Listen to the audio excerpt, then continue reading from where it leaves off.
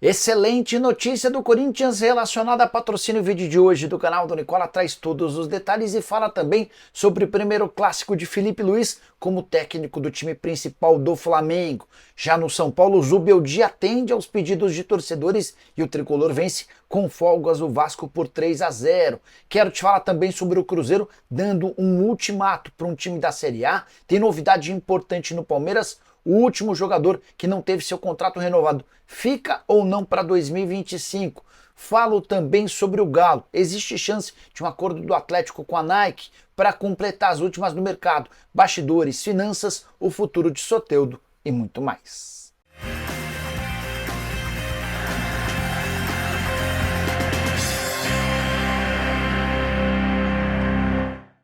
Fala aí pessoal, sou Jorge Nicola, bem-vindos a mais um vídeo do canal, sempre bom ter vocês por aqui.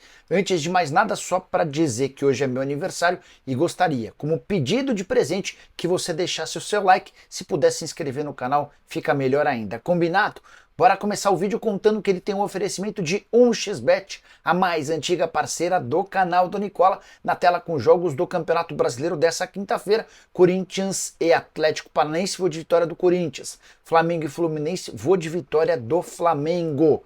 Na Série B, uma única partida, América e Goiás, também imagino a vitória do Coelho. Para você fazer sua fezinha, apostar como quiser, sempre com responsabilidade, tem link da 1xBet no comentário fixo. Clica, faz seu cadastro e utiliza o promo code Nicola para que o pessoal saiba que você veio do canal do Nicola. É mais uma forma de você dar moral pra gente. Só para completar, vale a lembrança de que você precisa ter 18 anos de idade ou mais e jogar sempre com responsabilidade. Combinado? Bora começar o vídeo com aquele tradicional giro de notícias. Primeiro, para contar que Santos e Sport perderam suas partidas na Série B nessa quarta-feira. O Santos, fora de casa, perdeu por 3-2 para Chapecoense, mesmo tendo saído na frente no placar. Já o Sport saiu perdendo do Operário dentro de casa, na Ilha do Retiro, chegou ao gol do empate, mas na etapa final tomou o 2-1. Resultados muito bons para o Novo Horizontino, que mesmo sem entrar em campo, acabou se saindo bem. Nesse momento o Santos tem 56 pontos, é o líder, o Novo Horizontino tem 54 e o Sport 53, com a observação de que Novo Horizontino e Sport têm um jogo a menos do que o Peixe. Novo Horizontino que joga contra o Mirassol, o quarto colocado fora de casa nessa rodada que acabou de começar.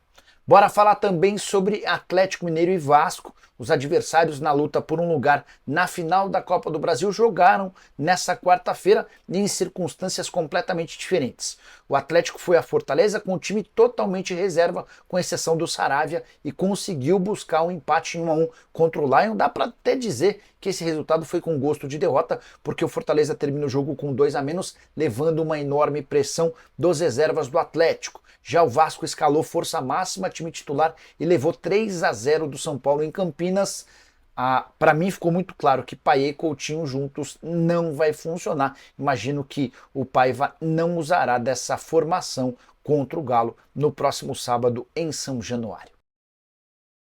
Quero te atualizar agora sobre o futuro de Soteldo. A grande novidade: o Grêmio cogita abrir mão da negociação com o Santos. São dois os principais motivos: a dificuldade de um acordo com o Peixe, do que diz respeito à parte financeira. O Santos não abre mão de receber 5 milhões de dólares e já recusou a possibilidade de inclusão de atletas. Outro ponto: o Soteldo tem perdido condição física e também tem cometido alguns errinhos, alguns atos de indisciplina, tanto que contra o Fortaleza acabou sendo reserva, foi utilizado apenas nos 24 minutos finais. É bem verdade que também ele sai do banco de reservas e marca um dos gols na vitória do Grêmio por 3-1.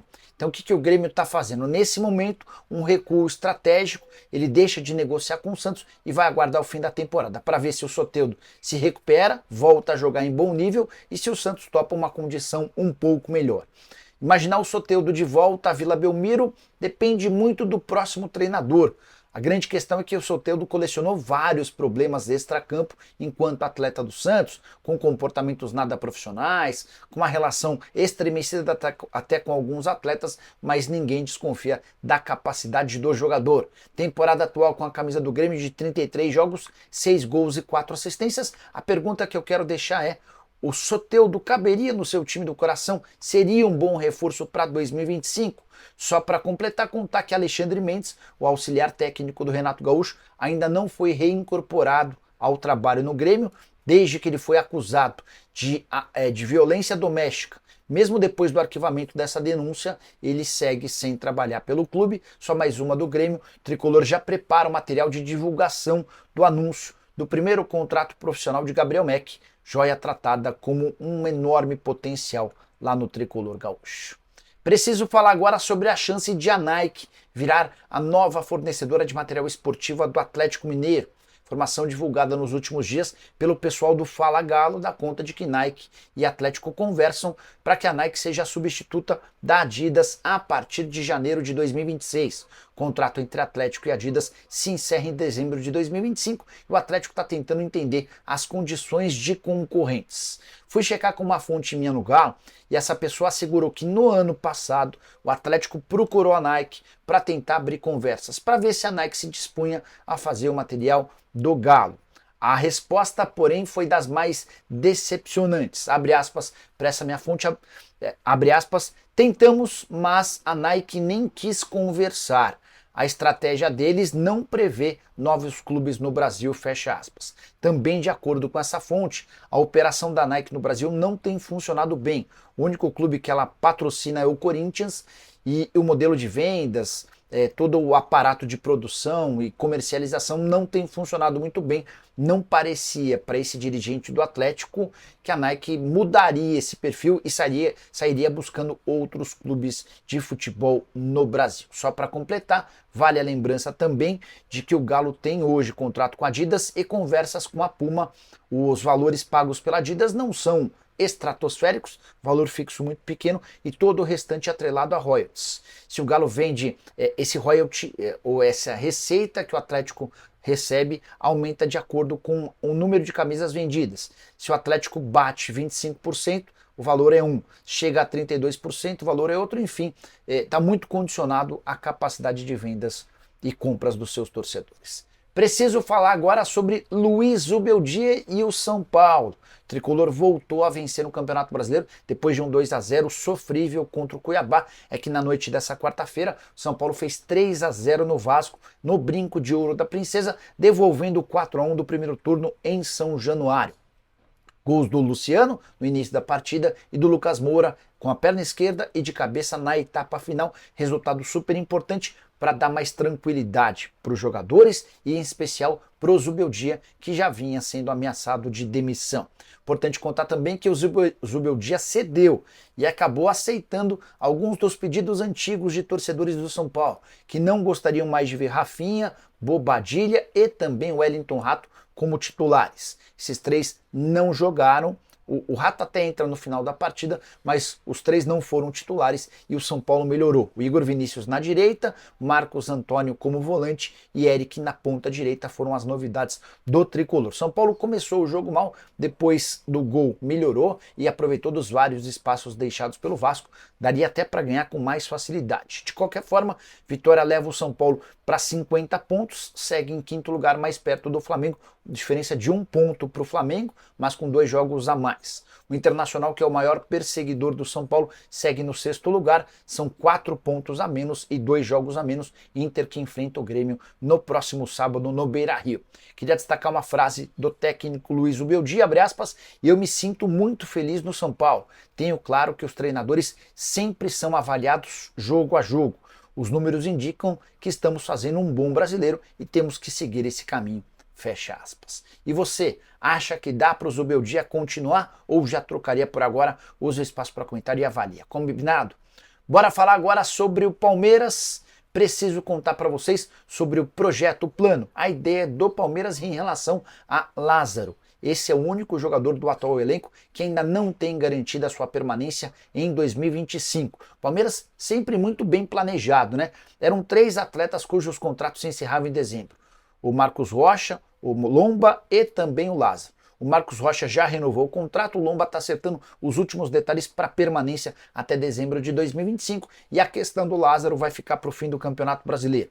Ele vive uma condição especial, é jogador do Almeria e foi emprestado em fevereiro para o Palmeiras. Verdão pagou na oportunidade 1 milhão de euros. Se quiser ficar com o Lázaro por empréstimo até o fim, até metade do ano que vem, vai precisar gastar mais 500 mil euros. Se quiser comprá-lo, precisa pagar 11 milhões de euros. A compra por agora está completamente descartada. O que o Palmeiras avalia é se vale a pena renovar esse contrato de empréstimo ao custo de mais ou menos 3 milhões de reais. A grande questão é, o Lázaro tem perdido espaço desde a chegada do Felipe Anderson. Nos últimos 5 jogos, foram só 17 minutos em campo, desde que ele foi contratado, 34 partidas, 3 gols e 1 assistência. Perguntei para uma fonte palmeirense o que o Verdão pensa em relação ao Lázaro, e a resposta foi de que o clube vai aguardar o fim do Campeonato Brasileiro e a participação do jogador nessas 9 partidas finais para decidir se vale a pena a renovação do contrato de empréstimo ou se o libera para voltar para o Almeria. Não há definição até agora. Você ficaria com o Lázaro? Renovaria por 6 meses? Compraria ou já devolveria? Usa o espaço para comentário e registra a sua opinião. Beleza? Hora de falar sobre o Cruzeiro. Informação exclusiva, a Raposa decidiu dar um ultimato ao Internacional. O Colorado tem uma semana, até quinta da próxima semana, para fazer o pagamento da parcela referente à compra do Wesley junto ao Cruzeiro. Só para explicar essa história desde o começo, no início do ano, Cruzeiro e Palmeiras venderam percentuais de Wesley para o Internacional. Operação de 10 milhões e 800 mil reais por 50% dos direitos. Em julho, venceu uma parcela de 2 milhões e 800 mil. O Inter não pagou em julho, não pagou em agosto e em setembro o Cruzeiro mandou uma notificação ao Internacional. Segue sem receber e se não houver esse pagamento até 24 de outubro, o Cruzeiro promete levar o caso à Câmara Nacional de Resolução e Disputas, que é uma espécie de tribunal para clubes brasileiros, exatamente para esse tipo de cobrança. A grande verdade é que a CNRD tem funcionado muito mal.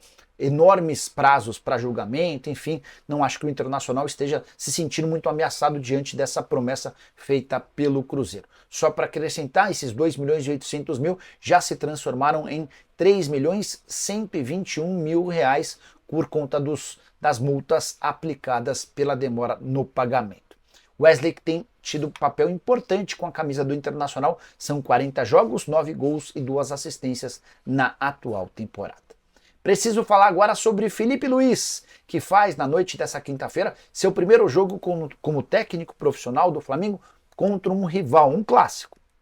Flamengo e Fluminense se enfrentam no Maracanã, que terá lotação quase total de torcedores do Flamengo, mas poucos torcedores do Fluminense. O setor destinado a torcedores tricolores anda bastante vazio, poucos ingressos vendidos. E o jogo é super importante para o Felipe Luiz e para o Flamengo.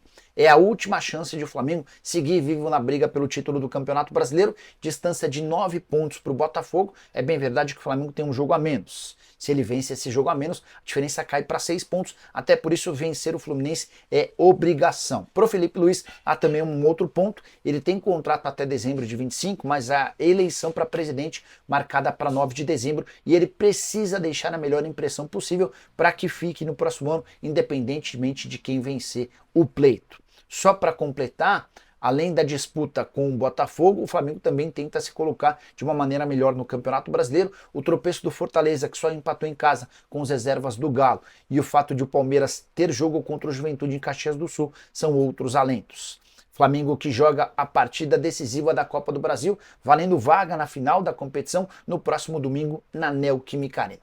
Para a partida dessa quinta-feira, De La Cruz, Eric Pulgar e Gerson não jogam. Eles nem sequer foram relacionados. Varela e Arrascaeta foram relacionados, mas podem começar o jogo na condição de reservas. Thiago Silva, por outro lado, zagueiro do Fluminense, também está descartado. Bora fechar o vídeo com a excelente notícia do Corinthians. A Esportes da Sorte, patrocinadora master do Timão, enfim entrou na lista nacional de bets autorizadas pelo governo federal a atuar no país.